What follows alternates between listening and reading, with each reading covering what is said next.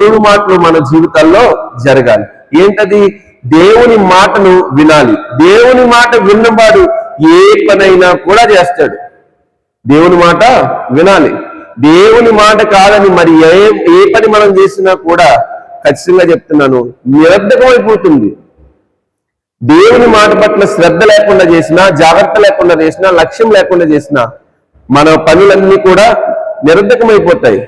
మీకు ఒక విషయం చెప్తాను చూడండి. అపోస్తుడైన పౌలు తన ప్రయాణం చేస్తున్నప్పుడు తన యొక్క జనులతో ఏమన్నాడు తెలుసా? నేను గురి యొద్దకు ప్రయాణం చేస్తున్నా అన్నాడు. అంటే ఏముంది అపోస్తుడైన పౌలులో? గురి వైపు లక్ష్యం ఉంది. దేవుని మాటను విన్న అపోస్తుడైన పౌలు తన జీవితంలో తన జీవితాంతం కూడా గుర్తుపెట్టుకుంది ఏంటో తెలుసా? లక్ష్యం ఉంచుకున్నాడు గురువైపు. నేను బ్రతికితే క్రీస్తులా బ్రతకాలనుకున్నాడు, చనిపోతే క్రీస్తు కొరకు చనిపోవాలనుకున్నాడు. ఈరోజు మనం మన సమస్యల నుంచి బయటకు రావాలన్నా, మన యొక్క ఇబ్బందుల నుంచి బయటపడాలన్నా, లేదా ఉన్నతమైన స్థితికి వెళ్ళాలన్నా ఈ మూడు ఖచ్చితంగా జరగాలి. ఏంటవి?